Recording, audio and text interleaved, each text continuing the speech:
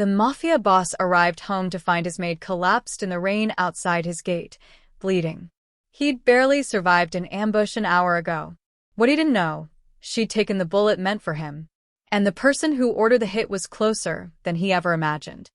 The gunshot still rang in Marco DeLuca's ears as his Mercedes tore through the empty streets.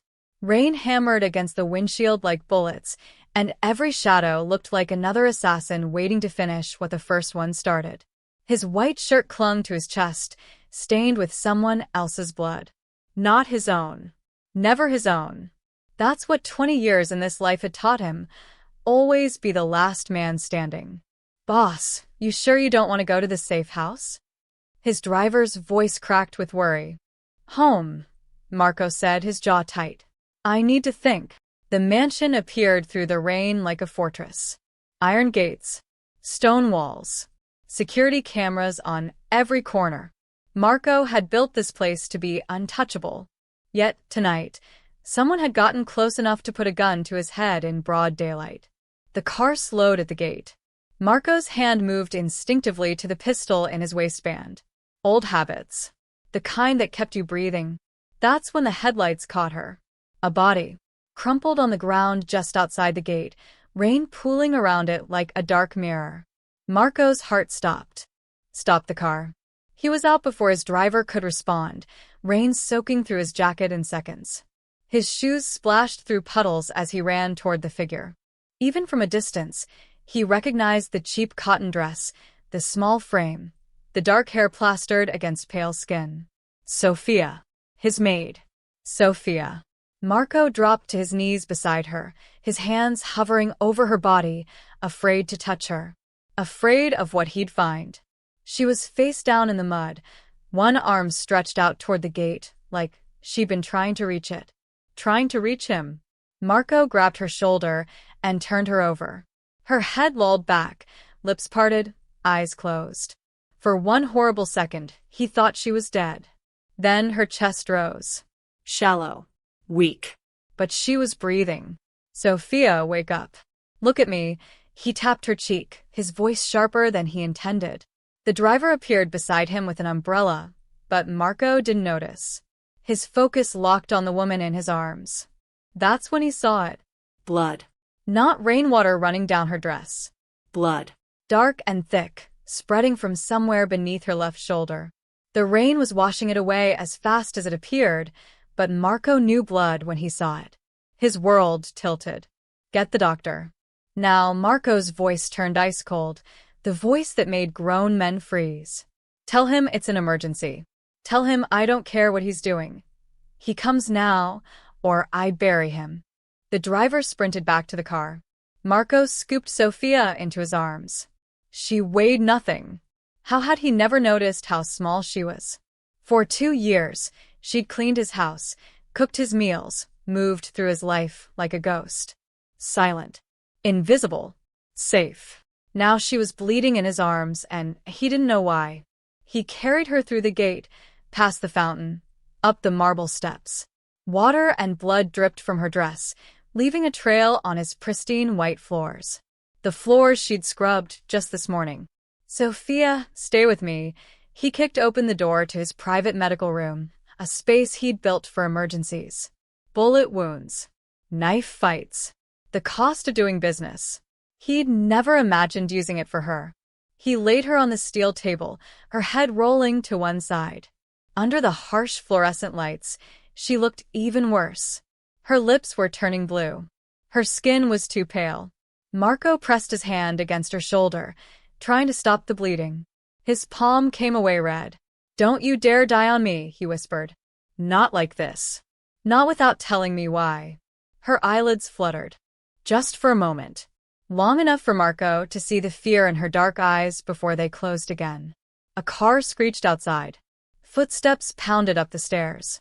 Dr. Chin burst through the door, his medical bag already open. "What happened?" Chin demanded, pushing Marco aside without ceremony. The only man in the city who could. "I don't know." Marco stepped back, his hands still covered in her blood. "I found her outside. She's been shot." Chin cut away Sophia's dress with surgical scissors. The wound appeared beneath the fabric, a clean hole in her left shoulder, still bleeding. Chun worked fast, his hands steady as he pressed gauze against the wound. "This is fresh," Chun said. "Less than an hour old." Marco's mind raced. Less than an hour. The ambush downtown had been 45 minutes ago. "What caliber?" Marco asked quietly. Chun glanced at him, then back at Sophia. He pulled out a small flashlight and angled it toward the wound. 9mm. Entry wound, no exit. The bullet's still in there. Marco felt the floor drop beneath him. 9mm. Same as the gun pointed at his head tonight. Same as the shot that had missed him by inches when someone had bumped into him from behind. He'd thought it was the crowd. Some drunk stumbling into him at exactly the right moment. But what if it wasn't? "Get the bullet out," Marco said. "I need to see it. She needs a hospital." "No hospitals," Marco's voice cut like a blade. "No records. No questions. You fix her here, or she dies. Your choice." Chen's jaw tightened, but he nodded. He'd been in Marco's pocket long enough to know when to argue and when to obey. As Chun prepared the anesthesia, Marco walked to the window. The rain hadn't stopped. Through the glass, he could see the spot where he'd found her. Just outside the gate. Like she'd been trying to come home. Or trying to warn him. Marco's phone buzzed. A text from his second-in-command. "All clear. Whoever hit you is gone. No witnesses." Marco stared at the message, then at Sophia's unconscious body on the table. "No witnesses. Except one. His maid, who had no reason to be anywhere near downtown tonight. His maid, who'd taken a bullet from the same gun meant to kill him. His maid, who'd crawled all the way to his mansion instead of calling for help." Marco deleted the text. Whatever was happening, Sophia was at the center of it. And he was going to find out why, even if it meant burning his entire world down to get the truth. Behind him, Chun began to operate. The sound of surgical tools clinked in the silence. And Sophia, pale as death, kept breathing. The bullet hit the metal tray with a sharp clink that echoed through the room. Marco stood from his chair in the corner, moving toward the surgical table. Dr. Chun held up the forceps, a small deformed piece of metal caught in its grip. Blood still clung to it, dark and wet. "Hollow point," Chun said, rotating the bullet under the light. "Designed to expand on impact. She's lucky it hit bone first, or it would have shredded her lung." Marco took the bullet from Chen's hand, feeling its weight. Light. Deadly. Familiar. He'd seen hundreds of bullets in his lifetime. Pulled dozens from his own men. But holding this one felt different. Wrong. Like the universe had flipped a coin and Sophia had called it wrong. "How long until she wakes up?" Marco asked. "Few hours. Maybe less." Chun stitched the wound with practiced efficiency. "She's lost blood, but she'll survive. The real question is..." "I know the question." Marco pocketed the bullet. "And I'll get the answer." Chun glanced at him while tying off the final stitch. "Marco, I've known you 15 years. I've patched up your men, asked no questions, kept my mouth shut. But this girl?" He gestured at Sophia. "She's not one of your soldiers. She's a civilian. Whatever trouble she's in is my trouble now." Marco's tone left no room for argument. Chun sighed, peeling off his surgical gloves. "The wound is clean. I've given her antibiotics and fluids. She needs rest. And when she wakes up, she needs answers. Real ones." After Chun left, Marco pulled a chair beside the table. Sophia lay still, her chest rising and falling in a steady rhythm. The harsh lights made her skin look almost translucent. Fragile. He studied her face like he was seeing it for the first time. High cheekbones. A small scar above her left eyebrow. Old. Faded. Calloused hands resting on her stomach. Working hands. The hands of someone who'd scrubbed floors and washed dishes for people who never looked twice at her. For 2 years, Sophia had been invisible to him. Just another employee. Another face in the background of his life. Now she was the only thing he could see. Marco's phone buzzed again. He ignored it. Then it rang. He answered on the third ring. "What?" "Boss, it's Dante." His second-in-command sounded tense. We got a problem. Talk. The hit tonight wasn't random. We traced the shooter to the Moretti family. They've been moving in on our territory for months. Marco's grip tightened on the phone. The Morettis. Old rivals. Ambitious and stupid enough to think they could take him down. Where's the shooter now? Dead. Found him in a warehouse an hour ago. Single shot to the head. Professional. Someone cleaned up the mess, Marco said slowly. That's what worries me. Whoever ordered the hit is covering tracks fast. We need to move, boss. Hit them before they hit us again. Marco looked at Sophia's sleeping face. The bandage on her shoulder. The 4-drip feeding medicine into her veins. Not yet, Marco said. Silence on the other end. Then, boss. I said not yet. Double the security at the mansion. No one comes in or out without my approval. I need 12 hours. 12 hours? Marco, they tried to kill you. And they failed. Marco's voice turned cold. 12 hours, Dante. Then we make our move. He hung up before Dante could argue. The room fell silent again except for the quiet beep of Sophia's heart monitor. Steady. Strong. Alive. Marco pulled the bullet from his pocket and rolled it between his fingers. The metal was still stained with her blood. A hollow point. Designed to kill, not wound. Whoever fired it meant to end a life tonight. His life. But Sophia had gotten in the way. Marco stood and walked to the window. Dawn was breaking over the city, painting the sky in shades of gray and gold. Below, his mansion grounds stretched out like a kingdom. Walls. Gates. Armed guards patrolling the perimeter. A fortress built on blood and fear. And somehow, his maid had breached it while bleeding from a gunshot wound. Crawled to his gate instead of a hospital. Chose him over survival. Why? Marco's reflection stared back at him in the window glass. Dark eyes. Hard jaw. The face of a man who'd forgotten how to trust anyone. Behind him, Sophia stirred. A soft moan escaped her lips. Marco turned, watching her head roll to the side. Her eyelids fluttered, but didn't open. Still unconscious. Still fighting whatever dreams the anesthesia brought. He moved back to the chair and sat down, waiting. Because when Sophia woke up, she was going to tell him everything. Who shot her, why she was there, how she ended up taking a bullet meant for him. And depending on her answers, Marco would either protect her with everything he had, or bury her alongside whoever sent her. The bullet sat heavy in his pocket. A small piece of metal that changed everything. Marco DeLuca didn't believe in coincidences. And he was done being blind. Marco left Sophia under the watch of 2 trusted guards and stepped into the cold morning air.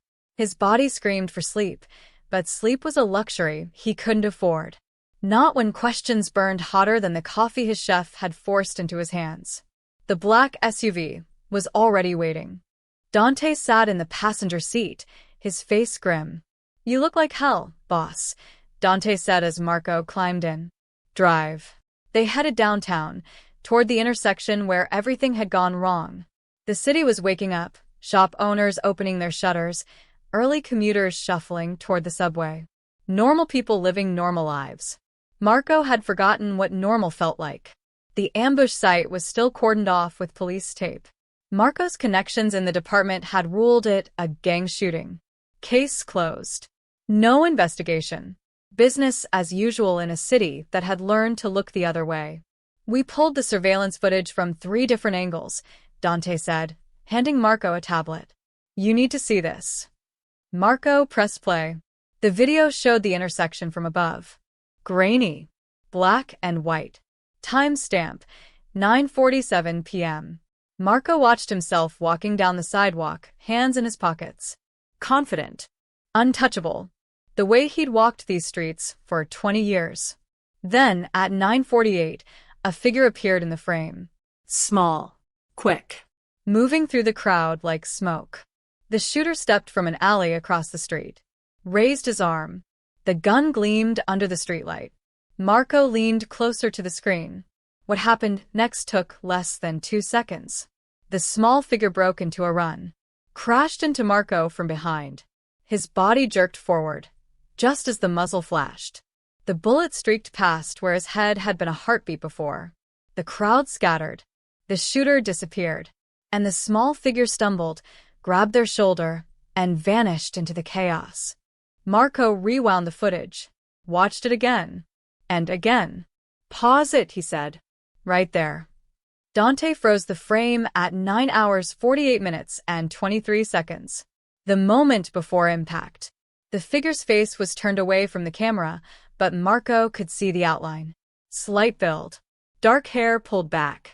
Wearing a cheap jacket and jeans. Zoom in. The image pixelated as Dante enhanced it. The quality was terrible, but Marco didn't need clarity. He knew that jacket. He'd seen it hanging by the servants' entrance every day for 2 years. Sophia's jacket. "Son of a bitch," Dante whispered. Marco's jaw tightened. "Show me the other angles." Dante swiped to the next video. This one from a storefront camera, lower angle. Marco watched Sophia run toward him, her face caught in profile for just a frame. Eyes wide. Mouth open like she was shouting something he'd never heard over the city noise. She hit him hard enough to knock him off balance.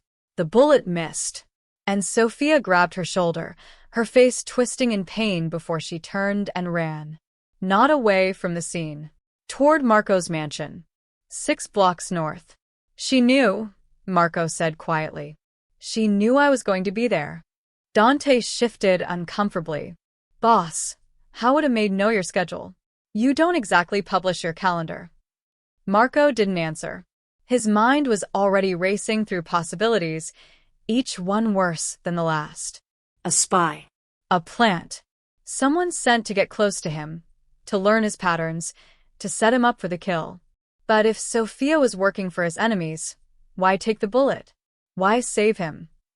"There's more," Dante said, swiping to a third video. This footage was from a traffic camera, timestamp 9:52 p.m. For minutes after the shooting. It showed Sophia stumbling down an alley, one hand pressed to her shoulder. She leaned against a brick wall, her face contorted in pain. Then she pushed off and kept moving. But she wasn't alone. 2 figures appeared behind her. Men in dark clothing, moving with purpose. One of them reached for her. Sophia spun. Faster than Marco would have thought possible. Her free hand flashed out, a glint of metal, and the first man went down clutching his throat. The second man raised a gun. The video cut out. "Camera got damaged in the shooting," Dante explained. "That's all we have." Marco stared at the frozen frame. Sophia, bloody and wounded, fighting off 2 armed men in an alley. "A maid," Marco said slowly. "Doesn't move like that." "No," Dante agreed. "She doesn't." Marco handed the tablet back. His mind was assembling pieces of a puzzle he didn't want to complete. Sophia wasn't at that intersection by coincidence. She'd been following him, tracking him, and when the shooter appeared, she'd made a choice. His life over hers. "Pull everything," Marco ordered. Her employment records. Background check. References. Bank statements. "I want to know who Sophia really is." "Already started," Dante said. "But boss, her file is clean. Almost too clean. Like someone scrubbed it." "Then dig deeper," Marco's voice turned sharp. "Find out where she came from before she walked into my house.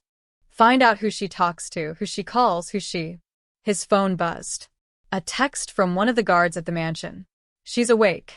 Marco's pulse quickened. "Turn around," he told Dante. Now. Because Sophia had answers.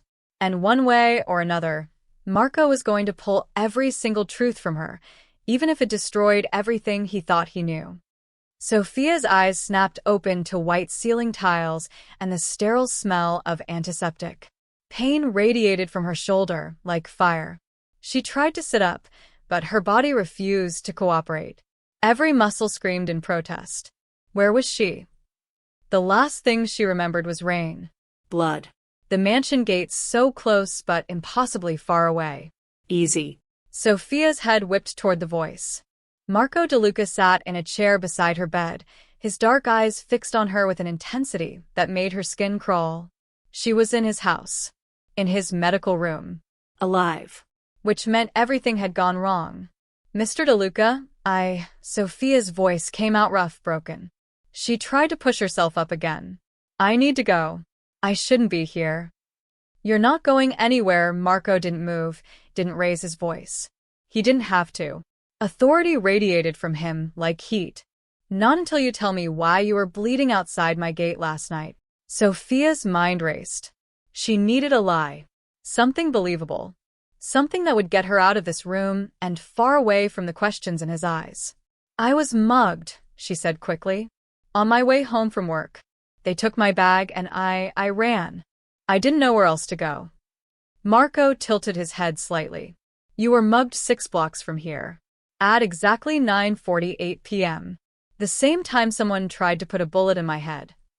Sophia's blood turned to ice. I don't know what you mean. Don't lie to me, Sophia. Marco leaned forward, his elbows on his knees. I've had men tortured for less than what you did last night. The only reason you're breathing is because I want to understand why. I told you. You took a bullet for me. His voice cut through her excuse like a knife. A hollow .9mm. Same gun. Same shooter. I have 3 different cameras that show you running toward me right before the shot. So let's try this again. His eyes narrowed. Why were you there? Sophia's hands trembled. She clenched them into fists, trying to stop the shaking. 2 years of staying invisible. 2 years of keeping her head down and her mouth shut. All of it was unraveling in this one moment. I can't tell you, she whispered. Can't or won't. Both. Marco stood slowly, and Sophia's instinct was to flinch. But he didn't come closer. He walked to the window, his back to her. I pulled the bullet out of your shoulder myself, he said quietly. Dr. Chin says you're lucky to be alive. The trajectory was off by 2 inches. 2 inches, Sophia. That's the difference between you lying in this bed and lying in a morgue. Sophia said nothing. Her throat was too tight. So here's what's going to happen, Marco continued, still facing the window. You're going to tell me how you knew I'd be at that intersection. You're going to tell me who you really are. And you're going to tell me why a maid knows how to kill a man with her bare hands in an alley. Sophia's breath caught. He knew about the alley. I saw the footage, Marco said, answering her unspoken question. All of it. You fight like someone with training. Military, maybe. Or something worse. He turned to face her. So, what are you, Sophia? A cop. A spy? Or just someone very good at playing innocent? I'm nobody, Sophia said, her voice breaking. I'm just the woman who saved my life. Marco crossed his arms. Which makes you somebody. Tears burned in Sophia's eyes, but she refused to let them fall. If she started crying, she wouldn't stop. And crying wouldn't save either of them from what was coming. You should have let me die, she said softly. It would have been easier. Easier for who? For both of us. Marco studied her for a long moment. Then he pulled something from his pocket and tossed it onto the bed beside her. The bullet. Deformed and stained with dried blood. That was meant for me, Marco said. You put yourself between me and death. Nobody does that without a reason. So give me 1 inch. Sophia stared at the bullet. Such a small thing. Such a permanent consequence. She could keep lying. Keep pretending. But Marco wasn't stupid, and he wasn't going to stop digging until he found the truth. And when he did, people would die. Maybe it was time to stop running. The shooter wasn't working alone, Sophia said quietly. Marco went very still. What? The man who tried to kill you. He wasn't the one who ordered it. Sophia met his eyes, and she saw the exact moment her words hit him. The person who wants you dead is someone you trust. Someone close. Someone who knows your schedule, your routes, your habits. Who? Marco's voice turned dangerous. Sophia's hands shook harder. She was crossing a line she could never uncross. I can't, she whispered. If I tell you, he'll know. And he'll kill everyone I've tried to protect. He. Marco moved closer. Sophia, who ordered the hit. She closed her eyes. The weight of 2 years of silence pressed down on her chest like concrete. Your brother, she breathed. It was your brother, Marco. Antonio wants you dead. The room went silent. When Sophia opened her eyes, Marco's face had turned to stone. And she knew there was no going back. Marco's world tilted on its axis. What did you just say? Sophia's voice was barely a whisper. Antonio, your brother. He's been planning this for months. You're lying, but even as Marco said it, he knew it sounded hollow. Sophia had no reason to lie. Not after taking a bullet. Not after risking everything. I wish I was, Sophia said, and the pain in her voice wasn't from her wound. Marco's mind reeled.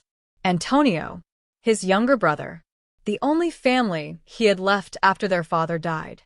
The man he'd trusted with his life, his business, his empire. Why should I believe you? Marco's hands clenched into fists.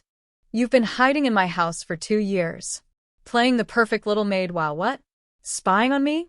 Feeding information to my enemies. No, Sophia struggled to sit up, wincing as the movement pulled at her stitches. I wasn't spying for anyone.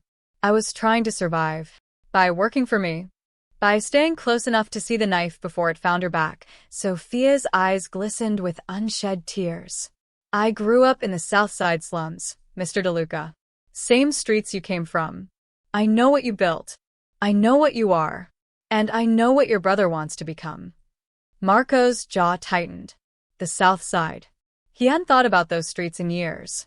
The place he'd crawled out of with bloody knuckles and a hungry heart. Start from the beginning, he said coldly. And don't skip a word. Sophia took a shaky breath. 3 years ago, my brother Carlos worked for you. Low-level courier. He moved packages, delivered messages. Nothing important, her voice cracked. Until Antonio asked him to do something else. What?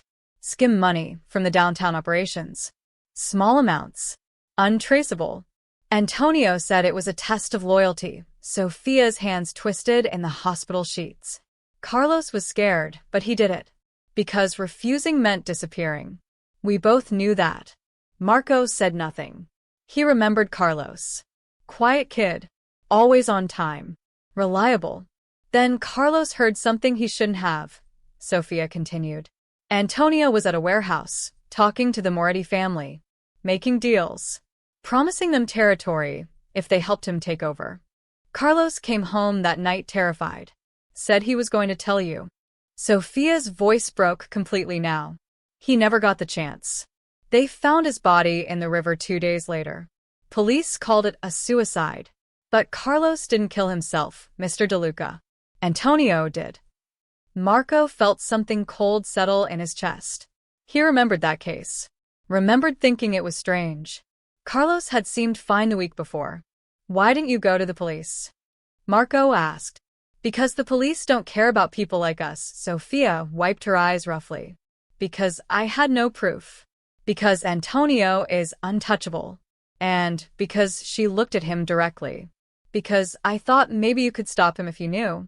But I couldn't just walk up to you and say your brother was a traitor. You would have killed me on the spot. She was right. He would have. So, I applied for a job at your mansion, Sophia said. Used a fake reference, a fake name, a fake everything. I needed to be close. To watch. To find proof before Antonio made his move. Her voice turned bitter. I spent 2 years cleaning your floors and listening at doors. Watching Antonio gain your trust while plotting your death. And last night, Marco's voice was dangerously quiet. Last night, I was following Antonio. He left the estate in a rush, and I knew something was wrong. I followed him to downtown. Saw him meet with the shooter. Heard him give the order. Sophia's hands shook. He described exactly where you'd be. What time. What you'd be wearing. He knew everything because he's your brother. Because you tell him everything. Marco's blood ran cold. He had told Antonio about the meeting last night. About the route he'd take. Antonio had even suggested the intersection, said it was safer than the usual spot. Safer. I tried to get to you first, Sophia continued. But I was too late. The shooter was already in position. So I did the only thing I could. I pushed you out of the way. She touched her bandaged shoulder. I didn't mean to get shot. I just meant to save you. The men in the alley, Marco said slowly. They were Antonio's cleanup crew. Sophia nodded. Sent to make sure I didn't survive to tell you the truth. I killed one. The other chased me for 6 blocks until I lost him near your mansion, she laughed bitterly. I collapsed at your gate thinking at least if I died there, maybe someone would ask questions. Maybe you'd wonder why your maid was bleeding outside your house. Marco turned away, his mind racing through 2 years of memories. Antonio's suggestions, his concerns, his constant presence at every meeting, every decision, his betrayal. Why did you come back? Marco asked quietly. After you were shot. After the men tried to kill you. Why come to me? Sophia's answer was simple. Raw. True. Because you're the only one who can stop him. And because if you died, Antonio wouldn't just take over your empire. He'd burn the south side to the ground to build it bigger, her voice hardened. Those are my streets, Mr. DeLuca. My people. I won't let him destroy them for power. Marco stood silent, staring at nothing. Every instinct screamed that she was lying, that this was a trick, a manipulation. But the bullet in his pocket said otherwise. The blood on her dress said otherwise. The 2 years she'd spent invisible said otherwise. You bled for a warning, Marco said finally.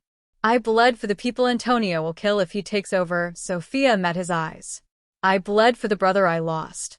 And yes, Mr. DeLuca, I bled for you. Because despite everything, you're still the boy from the south side who promised to protect us. Marco's throat tightened. He'd forgotten that promise years ago. But Sophia hadn't. Rest, Marco said, his voice hollow. I'll have guards outside your door. You believe me? Marco looked at her. This small woman who'd taken a bullet meant for him. Who'd killed to survive. Who'd gambled everything on a truth he didn't want to hear.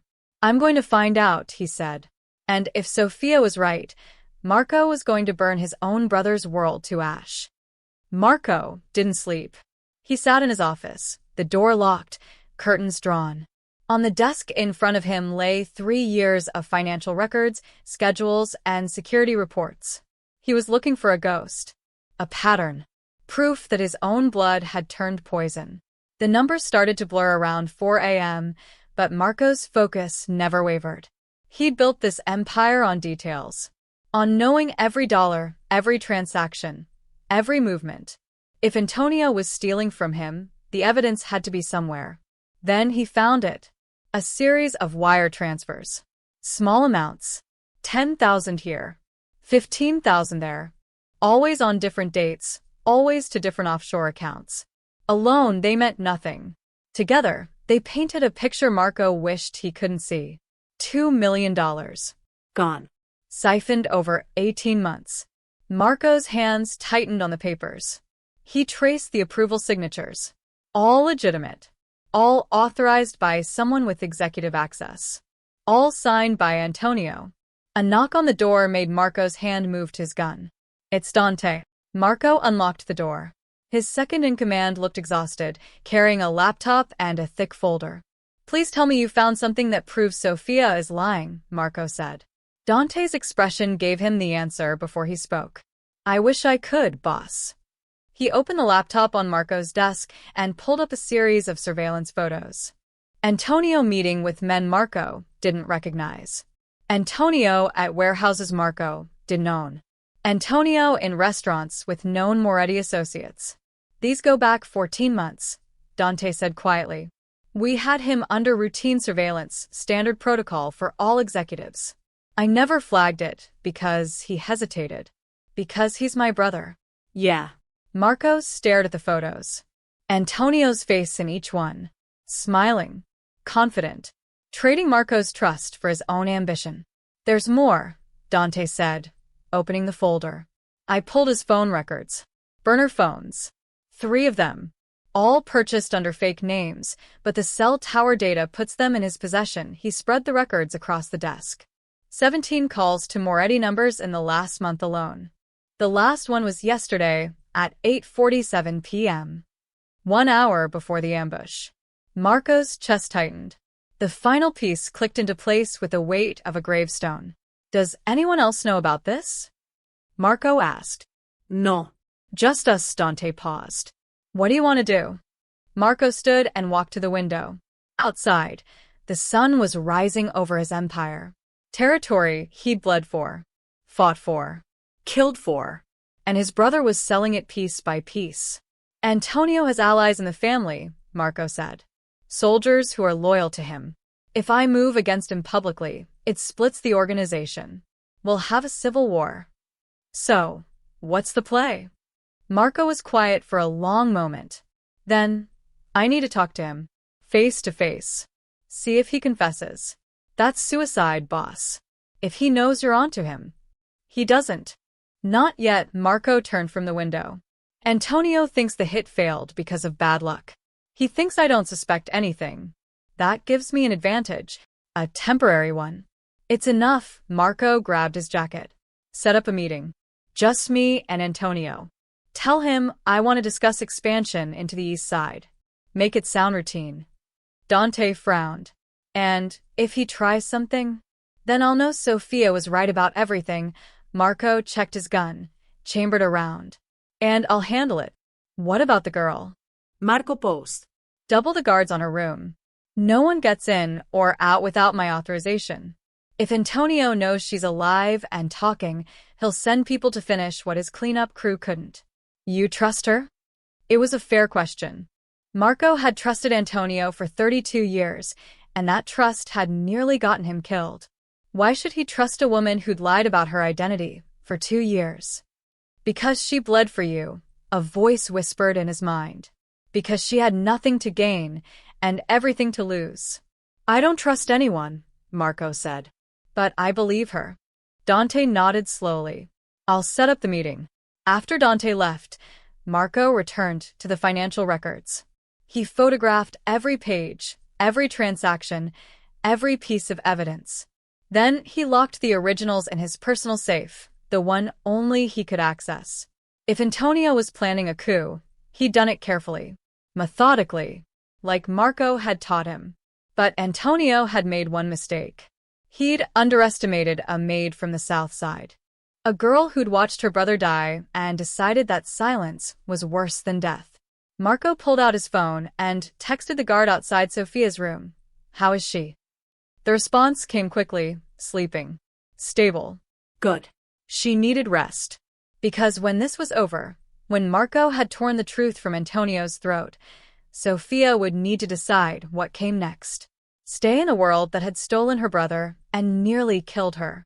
Or walk away and never look back. Marco knew which choice he'd make if he were her. But Sofia wasn't him.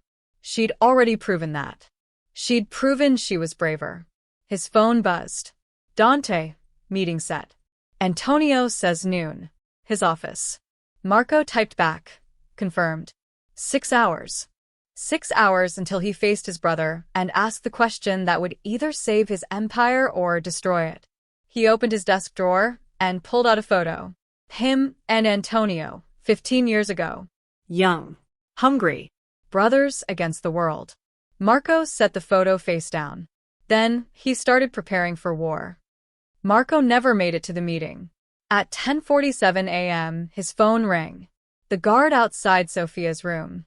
Boss, we've got a problem.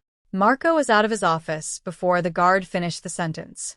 He took the stairs 3 at a time, gun already drawn. 2 more guards fell in behind him as he sprinted down the corridor. The scene outside the medical room made his blood turn to ice. 3 bodies. His men. Throats cut. Professional. Silent. And the door to Sofia's room was open. Marco burst through, weapon raised. The room was empty. Bed sheets torn back. Fur ripped out. A thin trail of blood led to the window. She's gone, one of the guards said behind him. I can see that. Marco moved to the window.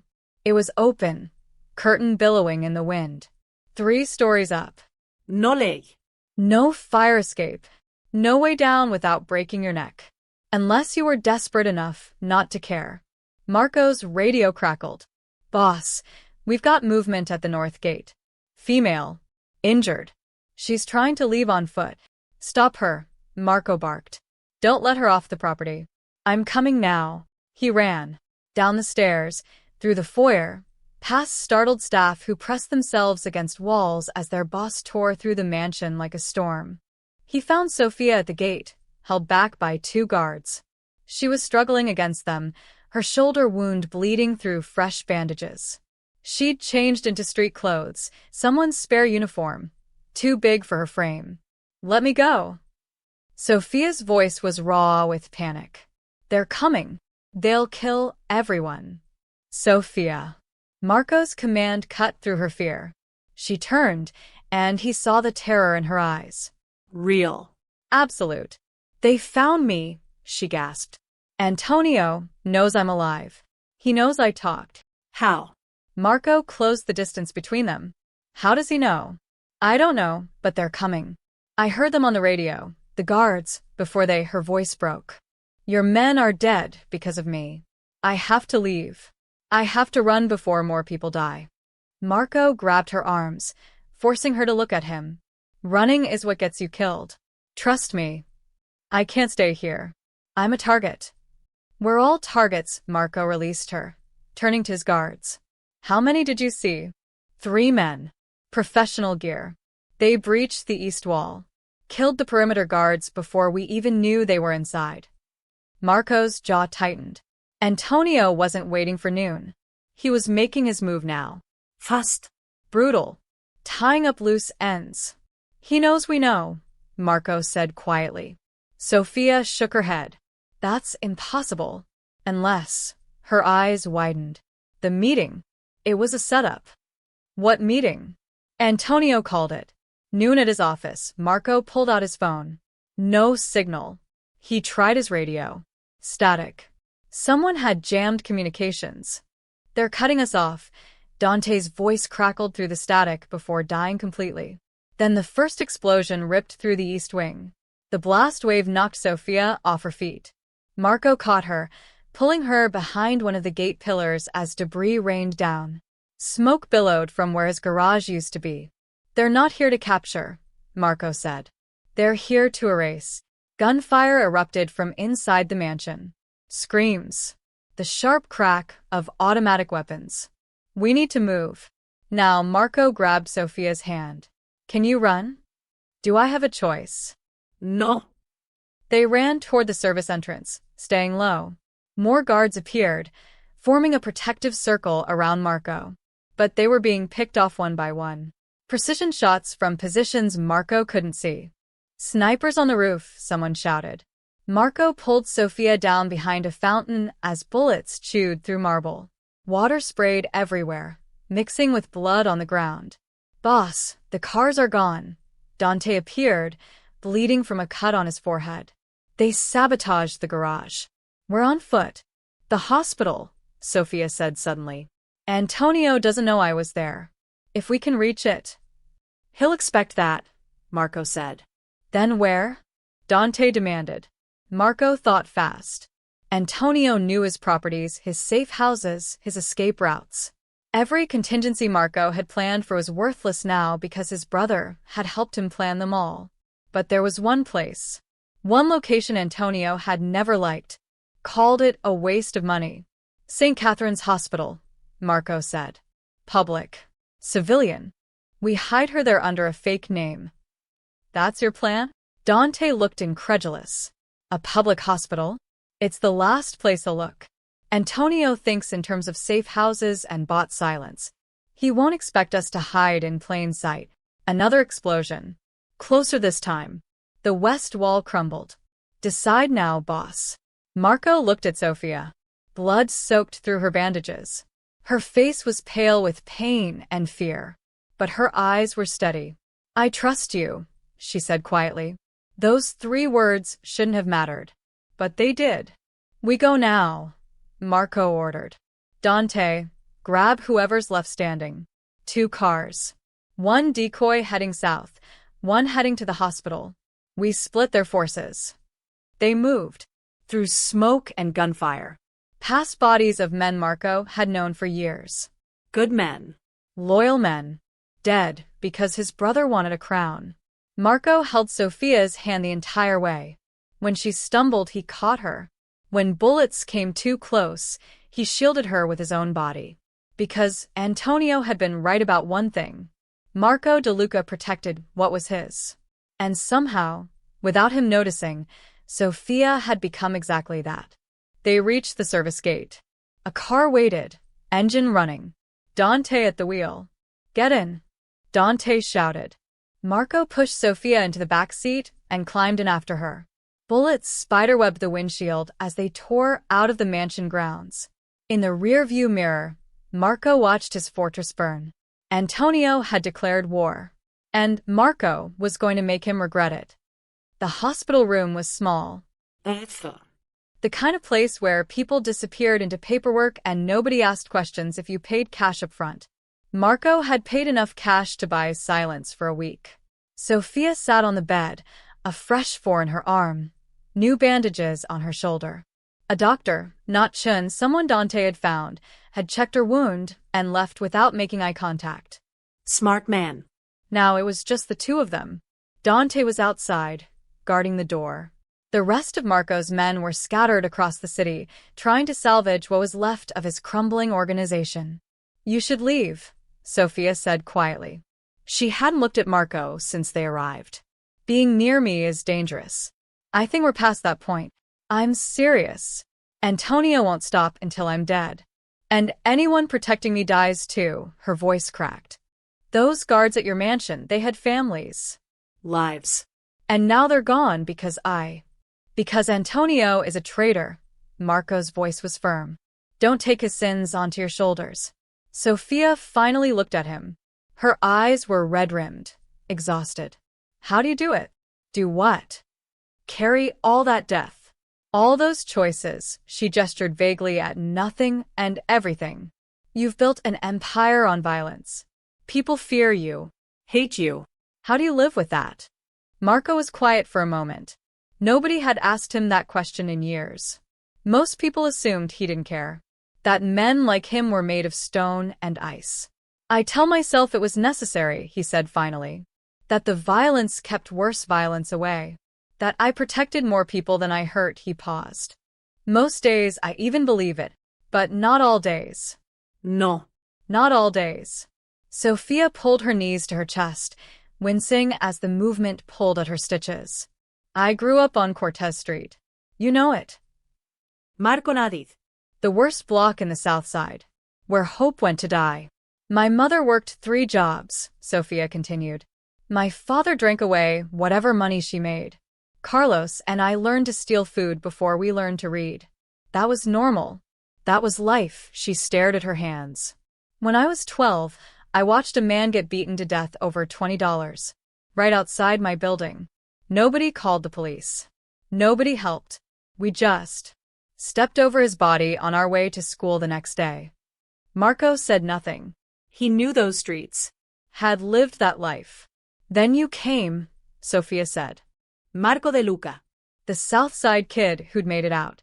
Who'd built something from nothing. People talked about you like you were a myth. A monster and a savior all at once. She met his eyes. "My mother used to say, at least with De Luca running things, the streets are safer. At least he remembers where he came from." "I stopped remembering a long time ago," Marco admitted. "I know. I watched you forget." Sophia's voice wasn't accusatory. Just sad. "Year by year, you became what you fought against. More violence. More fear. More power at any cost. But underneath it all, there was still that scared kid from Cortez Street. I saw him sometimes. In the way you paid your maids extra during holidays. In the way you never raised your voice at the kitchen staff. Little pieces of who you used to be." "Why are you telling me this?" "Because you asked me earlier why I came back. Why I took that bullet." Sophia wrapped her arms around her knees. "I didn't do it for you, Marco. Not entirely. I did it for that 12-year-old girl stepping over a dead body. I did it for my mother, who believed you were different. I did it because if you died and Antonio took over." She shook her head. "He doesn't remember the South Side. He never lived it like you did. To him, those people are just assets. Numbers. Bodies to exploit. And you think I'm different. I think you could be." Sophia's gaze didn't waver. "I think deep down you still care. You're just buried under 20 years of blood and bad choices. But the fact that you're here, protecting me when you should be rebuilding your empire? The fact that you believed me when you had every reason not to? She smiled sadly. That scared kid is still in there. He's just forgotten how to breathe. Marco felt something crack in his chest. A wall he'd built brick by brick, year by year. Nobody had looked at him the way Sophia was looking at him now. Like he was human. Like he could still be saved. My mother died when I was 17, Sophia continued. Cancer. No insurance, no money for treatment. She just faded. Carlos and I were alone after that. He joined your organization thinking it would give us security. And maybe it did for a while. But then Antonio killed him, and I realized something. What? That your empire was built to protect people like us. But somewhere along the way, it started consuming us instead. Sophia's voice hardened. Antonio wants to make it worse. Expand into drugs, trafficking, things even you wouldn't touch. I heard him talking about it. About how much money there was in breaking people. Marco's hands clenched. Antonio had always pushed for expansion. Marco had always said no. So, I made a choice, Sophia said. I couldn't stop Antonio alone. I couldn't go to the police. They'd never believe a girl from the South Side. But I could get close to you. I could watch. I could wait for the right moment to make you see the truth. She laughed bitterly. I just didn't expect it to nearly kill us both. You sacrificed 2 years of your life for this. I sacrificed 2 years for the people Antonio will destroy if he takes over. For the kids on Cortez Street who deserve better than stepping over bodies. Sophia met his eyes. And yes, I sacrificed it for you too. Because despite everything, Marco DeLuca, you're still that Southside kid. And that kid once promised to protect us. Marco stood and walked to the window. The city sprawled below. His city. The one he'd bled for and built upon corpses. I can't go back, he said quietly. I can't undo what I've done. I'm not asking you to go back, Sophia's voice was soft. I'm asking you to stop moving forward in the wrong direction. Marco closed his eyes. And for the first time in 20 years, he wondered if she was right. Marco's phone buzzed. A single text from an unknown number. Family Council. Tonight. 8 p.m. Estate. Be there or be buried. Antonio's summons. Not a request. A challenge. What is it? Sophia asked, seeing his expression darken. My brother wants to talk. Marco pocketed his phone. In front of the entire family, it's a trap. Probably Marco checked his gun, then held it. But it's also an opportunity. Sophia stood, ignoring the pain in her shoulder. You can't go. Antonio will have the whole council on his side. They'll kill you the moment you walk in. Maybe. Or maybe they'll listen to what I have to say. Marco turned to face her. Antonio's been poisoning them against me for months. Planting doubts, making promises. But he's also been stealing from them. If I can prove that. They won't care. Sophia's voice was fierce. These men don't care about right or wrong. They care about power. And right now, Antonio looks stronger than you. Your mansion is burned. Your men are scattered. You're hiding in a hospital with the maid who took a bullet for you. To them, you look weak. She was right. Marco knew she was right. But he also knew that running would only delay the inevitable. Antonio would hunt him. Kill everyone loyal to him. Take over the organization and turn it into something worse. Unless Marco stopped him tonight. I have evidence, Marco said. Financial records. Photos. Phone logs. Everything Antonio's done for the past 2 years. If I lay it out in front of the council, they'll say you fabricated it. Sophia grabbed his arm. Marco, listen to me. These men follow strength. Antonio just burned your house down and you did nothing. That makes him look strong and you look defeated. Evidence won't matter. Power matters. Marco pulled away gently. Then what do you suggest? Sophia was quiet for a long moment. Then, don't play by their rules. What? The family council. The codes. The traditions. That's Antonio's game.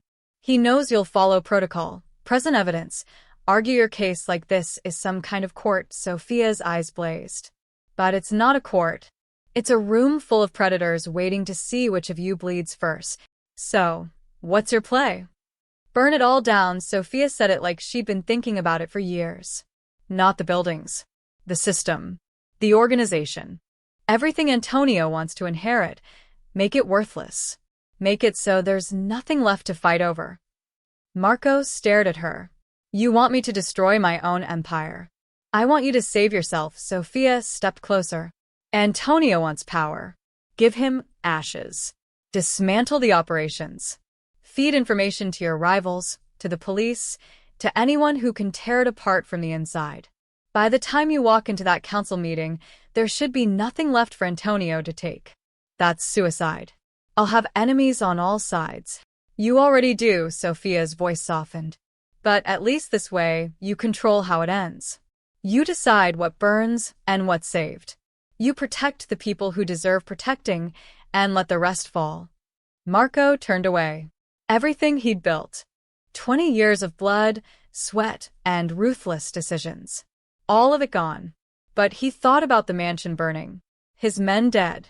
Sophia bleeding in the rain. The endless cycle of violence spinning faster and faster until it consumed everything. Maybe Sophia was right. Maybe the only way to win was to refuse to play. I need to make some calls, Marco said finally. I'm coming with you. No. You're staying here, where it's safe. Safe. Sophia laughed bitterly. Nowhere is safe, Marco. Not for me. Not for you. Not until Antonio is stopped. She met his eyes. Besides, you need me. For what? Because I know where Antonio keeps his real records. The ones he doesn't show you. The deals he's made, the people he sold out, the crimes even the council doesn't know about. Sophia's smile was sharp. 2 years of listening at doors, remember? I know everything. Marco studied her. This small woman who'd saved his life. Who'd spent 2 years invisible, gathering ammunition for a war she knew was coming. If we do this, there's no going back, he said quietly. I know. The council will call you a traitor. They'll hunt you. They already are. And if we survive tonight, we'll have nothing. No power, no protection, no empire. Sophia stepped forward until she was inches from him. Good. I never wanted your empire, Marco. I wanted you to remember who you used to be before it corrupted you. For a moment, they just stood there. 2 people from the same broken streets, separated by 20 years and 1,000 choices. Then Marco nodded. Dante, he called. The door opened. His second-in-command looked haggard, blood-stained, but still standing. Get everyone we trust, Marco said. Everyone who's still loyal. Bring them to the warehouse on 5th. We have 4 hours to dismantle an empire. Dante's eyes widened. Boss, what are you? Burning it down, Marco said simply. All of it. Before Antonio can take it. Dante looked between Marco and Sophia. Then slowly he smiled. About damn time. As Dante left, Sophia touched Marco's arm. Thank you. For what? For choosing people over power. Marco didn't respond. Because he wasn't sure he was choosing anything. He was just finally, after 20 years, doing what that scared kid from Cortez Street would have wanted. He was remembering what it meant to be human, even if it killed him. The warehouse on 5th was barely standing. Rusted metal, broken windows, the smell of decay. But it was off the grid. Untraceable. The perfect place to commit organizational suicide. 20 men showed up. Out of Marco's original 100. 20 who'd chosen loyalty over survival. Marco stood before them, Sophia at his side. They looked at him with questions in their eyes. Waiting for orders. Waiting for their boss to tell them how to fight back. Instead, Marco told them how to surrender.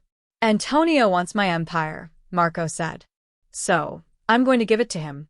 Piece by broken piece. Confused murmurs rippled through the group. Boss, what are you talking about? One of the older soldiers, Ricci, stepped forward. We can still fight. We have men, weapons. And Antonio has more. Marco's voice cut through the objections. He has the Morettis backing him. He has half the council. He has every advantage except one. He doesn't know I'm about to make everything he wants worthless. He pulled out a laptop and opened it on a crate. Financial records filled the screen. For the next 3 hours, we're going to dismantle 20 years of work. Every operation, every deal, every revenue stream, we're cutting it off. Marco looked at each man. Dante will feed our shipping routes to the feds. Ricci, you'll contact our rivals and sell them our territory for pennies on the dollar. Marcus, you'll liquidate every offshore account and distribute the money to our civilian employees, the ones who never asked to be part of this life. You're insane, someone muttered. Maybe Marco didn't flinch. But I'm done building an empire for my brother to inherit. If he wants to be king, he can rule over ruins. And what about us? Ricci asked. Where does this leave your men? Marco had thought about this. Had wrestled with it for hours. Anyone who wants out gets severance and clean records. I have contacts who can erase your involvement, relocate you, give you a fresh start. He paused. Anyone who stays knows what's coming. Antonio will come for us. The council will brand us traitors. We'll be hunted. Silence. Then Dante stepped forward. I am staying. Ricci spat on the ground. Me too. I didn't survive 20 years just to let that backstabbing bastard win. One by one, hands raised. 14 men. Not all of them, but enough. The ones who left, Marco gave them money and new identities. No judgment. Survival wasn't cowardice. Then the real work began. Sophia pulled up files on her phone, screenshots and recordings she'd been collecting for 2 years. Antonio's secret deals. His meetings with the Morettis. His plans to expand into human trafficking and drug distribution.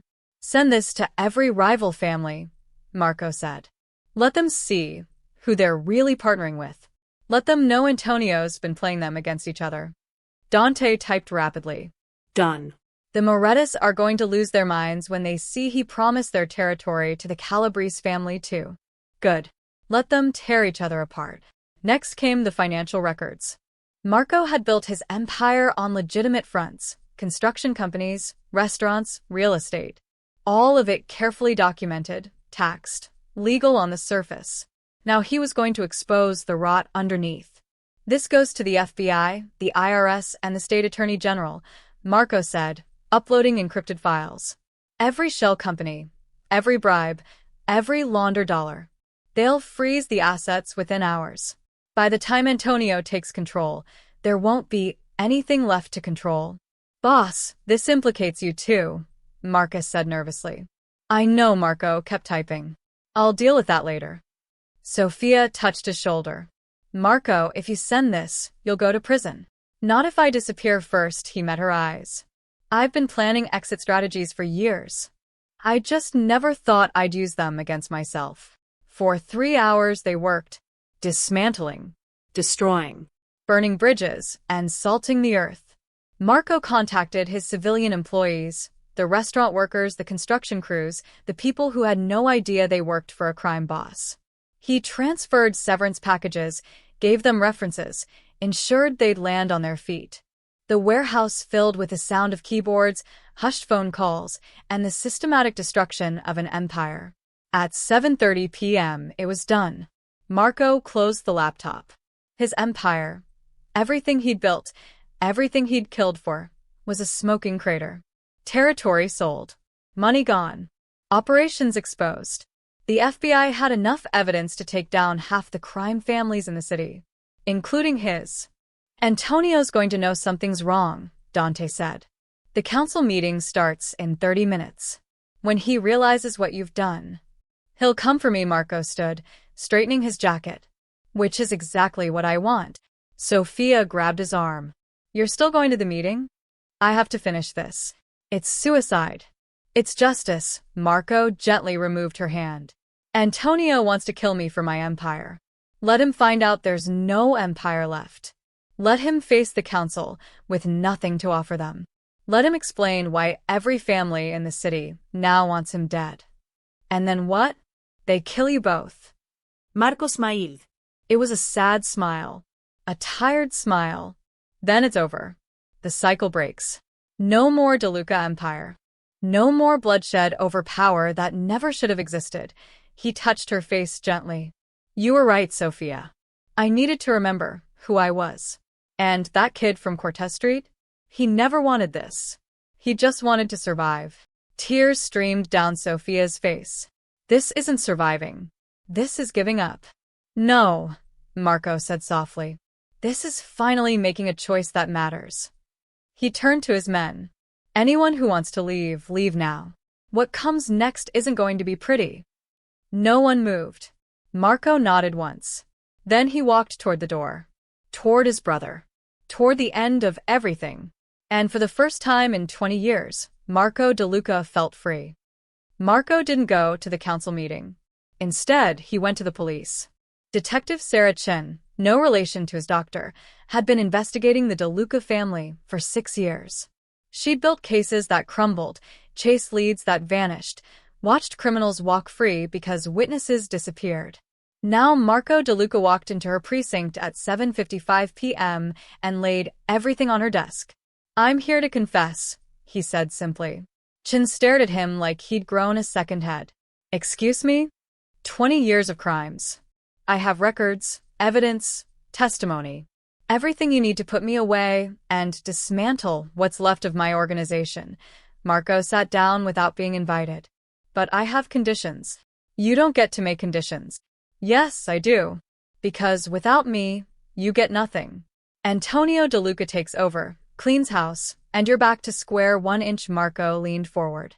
But with my cooperation, you get it all. Names, locations, operations. The entire network. Chen's eyes narrowed. Why? Because my brother tried to kill me. And because I'm tired of being a monster, Marco pulled out a flash drive. This contains evidence of crimes committed by me, Antonio, and half the criminal families in the city. You take me in, you use this evidence, and you end the cycle. Tonight. What about your brother? He'll be at the Rossi estate in 15 minutes, expecting me to show up for a family council meeting. You can pick him up there. He'll have documents on him, plans to expand into trafficking. That alone will put him away for life. Chin picked up the flash drive like it might explode. And your condition? Sophia Reyes. The woman who's been helping me. She gets full immunity. Witness protection if she wants it. A clean slate. Marco's voice turned hard. That's non-negotiable. Done. Chin was already calling for backup. Anything else? Marco thought of his men. The 14 who'd stayed. The soldiers who helped me tonight, they were following orders. Reduced sentences. Most of them were just trying to survive. I'll see what I can do. Within minutes, the precinct erupted into controlled chaos. Federal agents appeared. District attorneys. Task force coordinators who'd been waiting years for this moment. Marco sat quietly as they read him his rights. Photographed him. Fingerprinted him. Processed him like any common criminal. Because that's what he was. At 9:17 p.m., word came through. Antonio DeLuca had been arrested at the Rossi estate along with 12 council members. The Morettas were turning on each other. 3 rival families were already at war over the territory Marco had sold them. The empire was eating itself. Detective Chin sat across from Marco in the interrogation room. You just destroyed the entire organized crime structure in this city. You know that. Good. It's going to be chaos for months. Maybe years. Better chaos than the machine we built. Marco met her eyes. How long will I get? With your cooperation? 20 years, maybe less with parole. Without it? Chin shrugged. Life. 20 years. Marco would be in his 50s when he got out. An old man. Powerless. Forgotten. The thought should have terrified him. Instead, he felt relief. I want to see Sophia, Marco said. Before you transfer me. Chun considered it. Then nodded. You have 10 minutes. They brought Sophia to a private room. She looked small in the harsh fluorescent light, her arms still in a sling, her eyes red from crying. You did it, she said quietly. I watched the news. Antonio's arrested. The families are turning on each other. It's over. It's over, Marco agreed. Sophia sat down across from him. A table between them. No touching allowed. Like they were already separated by more than just wood and metal. Detective Chun says I get immunity.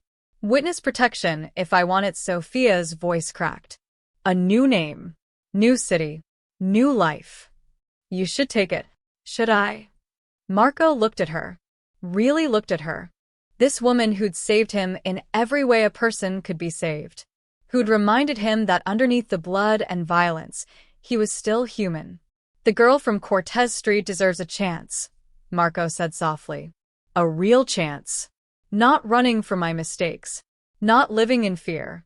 You deserve to wake up in the morning and not wonder if today's the day someone finds you. What about you? I'll be fine. Prison is just another cage. I've been living in one for 20 years, he tried to smile. At least this one comes with a release date. Sophia's tears fell freely now. This isn't fair. You changed. You did the right thing. After doing the wrong thing for 2 decades, Marco shook his head. This is fair, Sophia. This is me finally paying for my choices. And, honestly, he took a deep breath. I'm okay with it. For the first time in years, I can breathe without wondering who I'll have to hurt to stay on top. I don't want to leave you. Yes, you do. You just don't want to admit it. Marco's voice was gentle. You saved my life, Sophia. Multiple times. You gave me a chance to be better than I was. But now you need to save yourself. Go. Live. Be the person your brother wanted you to be. Sophia stood, her hands pressed against the table, like she wanted to reach across but couldn't. Will I ever see you again? Marco thought about it. 20 years. Maybe less. Would she wait? Should she? I hope not, he said honestly. I hope you're so far away, living such a good life, that you forget Marco DeLuca ever existed. I hope you find someone who deserves you. Someone who isn't broken, his voice cracked. I hope you're happy, Sophia. That's all I've ever wanted. She sobbed once. Then nodded. Thank you, she whispered. For choosing right. Thank you for showing me I still could. A guard opened the door. Time's up. Sophia walked to the door. Paused. Looked back one last time. Goodbye, Marco. Goodbye, Sophia. The door closed. And Marco sat alone in the interrogation room, feeling lighter than he had in 20 years. Because he'd finally done something that mattered. He'd saved someone who deserved saving. Even if he couldn't save himself. 18 months later, Sophia stepped off the bus at Cortez Street for the first time in 3 years.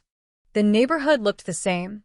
Cracked sidewalks, graffiti-covered walls, the smell of fried food mixing with garbage. The same broken place that had shaped her. But something was different. New benches lined the street. Fresh paint covered some of the buildings. A community center stood where an abandoned warehouse used to be, its sign reading, Southside Hope Foundation. Sophia walked closer, her heart beating faster. The foundation had appeared 6 months ago. Nobody knew who funded it. The director was some quiet man who kept to himself. But the results spoke for themselves: job training programs, after-school care for kids, legal aid for families. Real help. The kind the South Side had never seen. Sophia pushed open the door. Inside, the space was bright and clean. Children sat at tables doing homework. Adults filled out job applications. A small kitchen served free meals. The walls were covered with photos, success stories, families helped, lives changed. And standing behind the intake desk, wearing a simple button-down shirt and glasses, was Marco DeLuca. Sophia froze. He looked different. Older. Thinner. His hair had gray in it now. The expensive suits were gone, replaced by ordinary clothes. No guards. No weapons. No empire. Just a man trying to do better. Marco looked up. Their eyes met. For a moment, neither moved. Then Sophia crossed the room. You got out early, she said quietly. Good behavior. Cooperation. Marco's voice was different too. Softer. Less edge. They released me 8 months ago. Parole for another 5 years. And you came back here? Where else would I go? Marco gestured at the foundation. This is where it started. Seemed right that it's where I try to make it mean something. Sophia looked around the space. at the people being helped, the children laughing, the hope that hadn't existed before. The Southside Hope Foundation, she said. You funded this. What was left of my accounts after the government seized everything? Turned out I'd hidden more money than even I remembered. Marco smiled slightly. Figured I owed a debt. This seemed like a start. Just a start. It'll take more than one foundation to fix 20 years of damage, he paused. But it's something.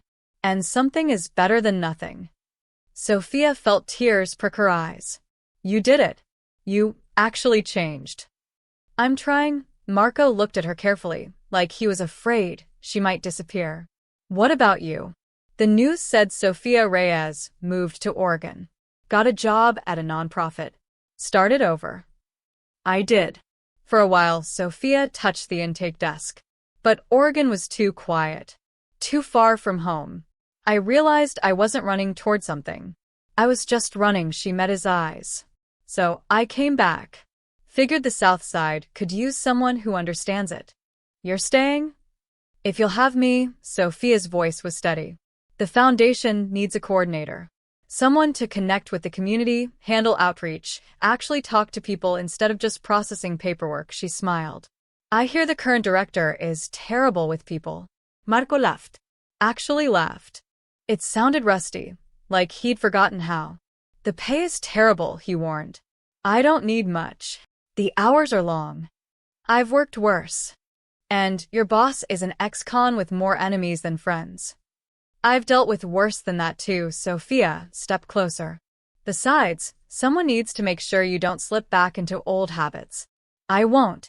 I know. But I'll be here anyway. She held out her hand. Partners? Marco looked at her hand. At this woman who'd saved him, believed in him, refused to let him be the monster he'd become. He took her hand. Partners.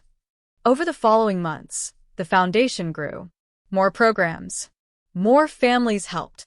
The South Side started to change, slowly, painfully, but genuinely. Marco and Sophia worked side by side. Not as boss and maid. Not as criminal and savior. Just as two people from the same broken streets, trying to build something better.